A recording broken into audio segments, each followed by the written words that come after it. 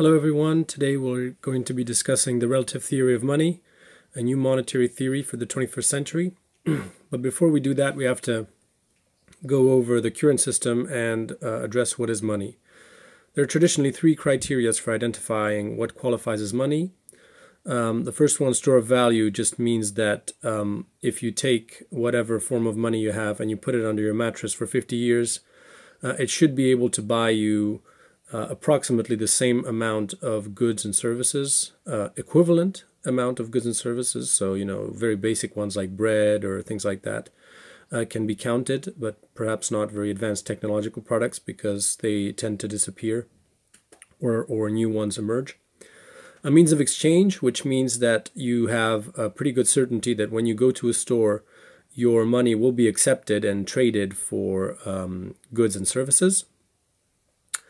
And a unit of account, which means that you can use it to count things in, Excel sheets, to measure debt, or, basically just to count with. Because if you have money such as gold, for instance, it's very difficult to use it as a unit of account. You have to do it in grams, and it's not really breakable into its subparts, which is why we use money that you can break into, various subparts, with numbers.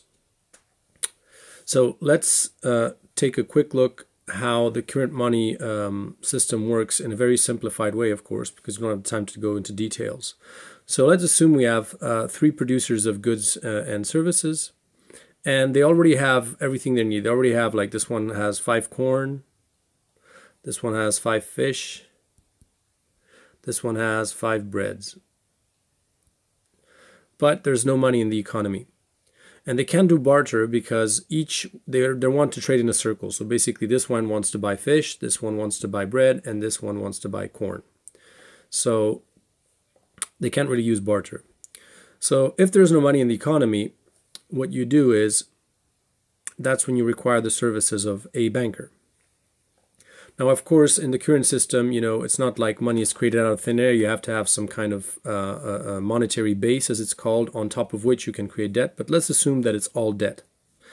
The bank can just give a credit of, say, 100 units of whatever currency. It puts minus 300 in its balance sheet. Now, these people have 100 people have 100 units on their accounts, but their accounts are at the bank, so they have plus 300 at the bank. Now, let's also assume that all of these are priced in the same way and they all want to buy from each other.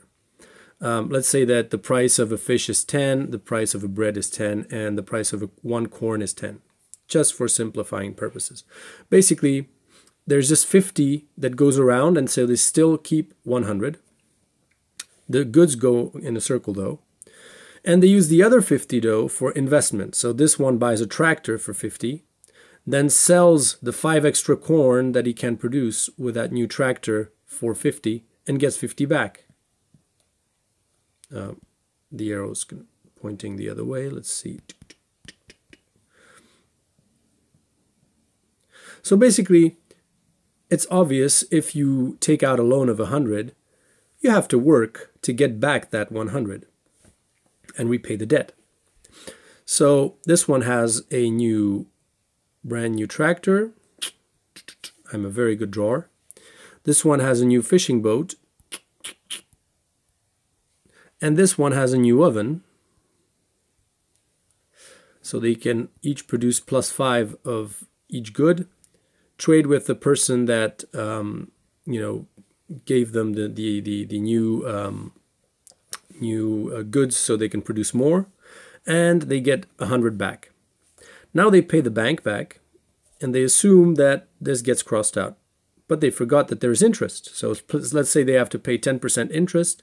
There's still minus 30 in the bank.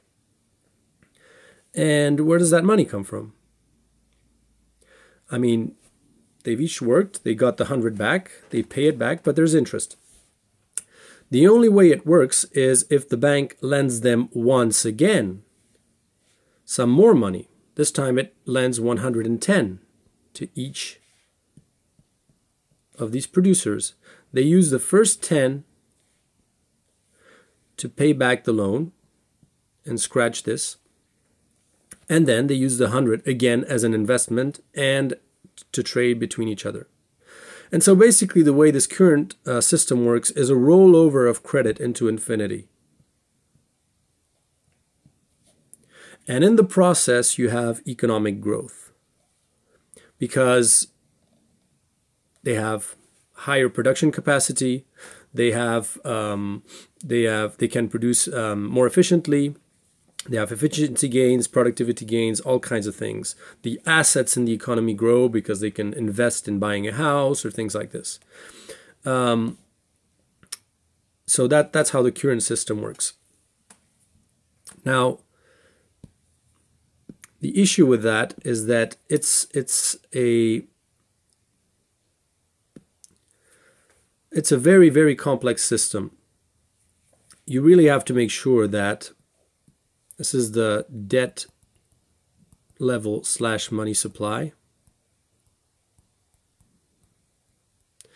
which basically means how much money is in circulation at a single point in time, which is, of course, debt money. And this is time as you move forward. So in the example below, you can say that, for instance, this is 300. The bank just created 300 out of thin air. That gets paid back gradually. But then, of course, where do those extra 30 that you have to pay for interest come from? They come from another credit that the bank awards, that there's 330. And then that gets destroyed over time. And then another, and another, and another. So money supply grows over time. And normally the growth rate of the money supply plus the velocity, which means the speed at which they exchange. So the number of times they buy, breads or corn or fish per day, which means the money goes in circle much quicker or slowly if they save up money and they don't spend it. Velocity is another parameter. This has to grow at the same rate as economic growth, basically.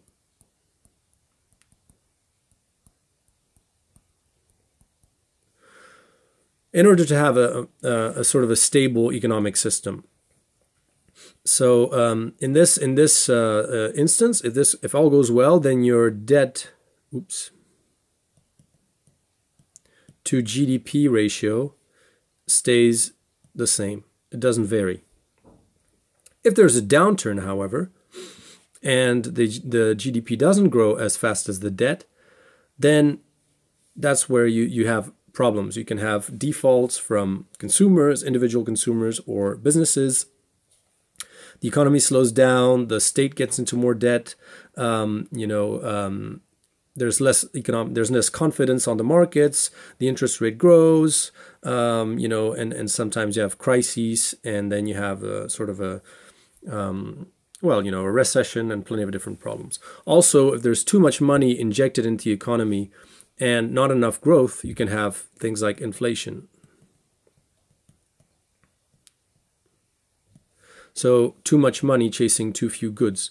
Or if there's not enough money supply, that is, people are not confident, they're not buying, or they might think that their money will buy them more goods tomorrow because there's a deflation.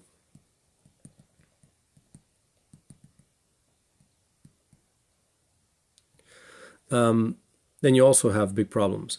And so it's the whole role of central banks and governments also normally a little bit is to make sure that the monetary system and the money supply matches the number of goods and services in the economy or GDP in order to have neither inflation nor deflation. And that's why they play around with interest rates. That's why they do all kinds of other things. The problem is obviously in today's situation with quantitative easing and all that stuff, you can see that money has grown at a rate of about nearly 10% until the crisis in 2008. You can see here it's in green, basically. Then it completely collapsed, which is basically nobody was taking out loans here. In this part, the economy sort of came to almost a tremendous slowdown because nobody was taking out new loans, which means older loans could not be serviced anymore, which is a catastrophic thing. And then it sort of picked up again. But how was the GDP doing here? It was not at 10% growth. But obviously, all of the money supply is not used for productive purposes. So you can have speculation in the stock markets. You can have speculation in real estate, existing real estate, which is one of the big reasons for the crises. And so as you can see, I mean, this is a very, very complex system. Now we're going to go examine how a system based on the relative theory of money works in the next video.